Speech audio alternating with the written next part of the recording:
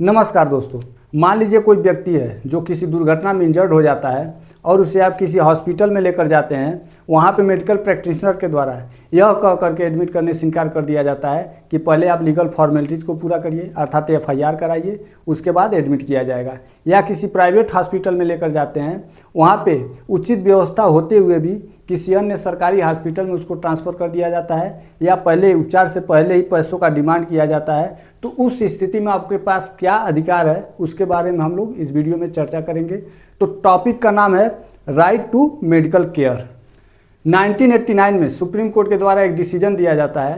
Case का नाम है Parmanand Katara versus Union of India. तो इस मामले में एक स्कूटर चालक को तेज गति से जा रही कार के द्वारा टक्कर मार दी जाती है। तो उसके मृत्यु के संबंध में हिंदुस्तान टाइम्स न्यूज़पेपर में law has the injured to die title के अंतर्गत एक रिपोर्ट प्रकाशित किया जाता है।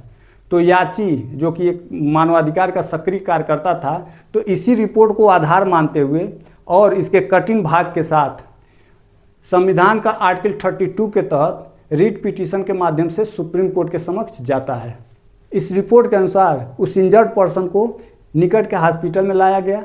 वहाँ पे डॉक्टरों के द्वारा उसे एडमिट करने से इनकार कर दिया गया और यह कहा गया कि यहाँ से 20 किलोमीटर दूर एक दूसरा हॉस्पिटल है जो इसी प्रकार का लीगल मेडिकल केसेस को देखने के लिए ऑथराइज किया गया है, वहाँ पे उसको लेकर जाया जाए। तो उस निर्देश का पालन करते हुए जब व्यक्ति उसको लेकर के जा रहे थे तो रास्ते में इंजर्ड पर्सन क्या हुआ, उसका डेथ हो गया, अपना दम तोड़ दिया। याचिकाकर्ता के द्वारा सुप्रीम कोर्ट से यह प्रार्थना किया जाता है कि वह भारत सरकार को यह निर्देश दे कि जो भी व्यक्ति, जो भी इंजर्ड पर्सन उपचार के लिए लाए जाते हैं तो उनके जीवन को संरक्षित करने के लिए तत्काल चिकित्सीय सहायता प्रदान किया जाना चाहिए और उपेक्षापूर्ण मृत्यु को टालने के लिए हमारे दंडिक विधि में जो भी प्रावधान है उसको लागू किया जाना चाहिए। इसके अलावा अगर उपेक्षापूर्ण मृत्यु हो जाती है तो उसके लिए उपयुक्त कंपनसेशन दिया जाना चाहिए। तो इस मामले के तथ्यों और परिस्थितियों को देखते हुए सुप्रीम कोर्ट के द्वारा Ministry of Health and Family Welfare of Union of India के secretary, Medical Council of India और इंडियन मेडिकल एसोसिएशन को पक्षकार बनाया गया। तो इस बात को सुप्रीम कोर्ट ने भी माना कि वर्तमान समय में यह बहुत ही सीरियस प्रॉब्लम है। सामान्यतः इस प्रकार के एक्सीडेंटल केसेस में डॉक्टर तब तक एडमिट नहीं करता है जब तक लीगल फॉर्मेलिटीज़ को पूरा न कर दिया जाए। कभी कभी यह भी देखने को मिलता है कि जब लीगल फॉर्मेलिटीज़ पूरा करने के दौरान ही उस व्यक्ति का मृत्यु हो जाती है। आगे सुप्रीम कोर्ट के द्वारा यह कहा गया कि इसमें कोई दो राय नहीं, मानव जीवन का संरक्षण सर्वाधिक महत्व का विषय है। क्यों? क्योंकि एक बार किसी व्यक्ति का जीवन समाप्त हो जाता है तो उसको दोबारा नहीं लाया जा सकता है।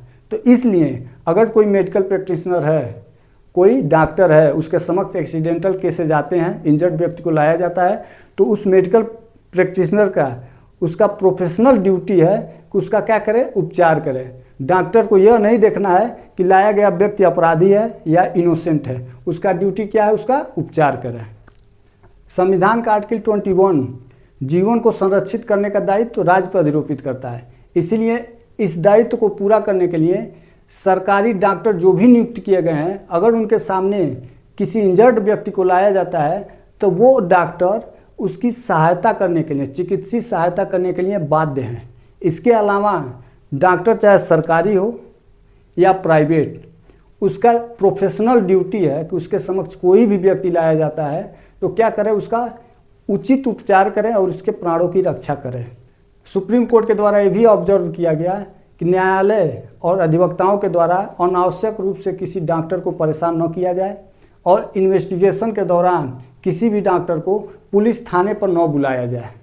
न्यायालयों को यह भी ध्यान रखना होगा कि किसी डॉक्टर को साक्ष्य देने के लिए तब तक नहीं बुलाया जाएगा जब तक उनका साक्ष्य आवश्यक नहीं है, और उसके बावजूद अगर बुला लिया जाता है तो डॉक्टर के समय को पर्याप्त ध्यान रखा जाएगा। ऐसा नहीं किया जाएगा कि डॉक्टर का समय नष्ट हो।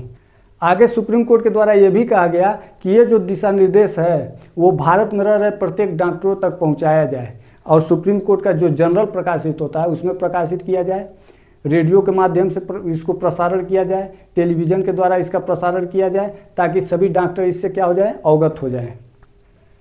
आगे 1996 में एक मामला आता है, पश्चिम Bengal Khet Mazdoor Samity versus state of West Bengal.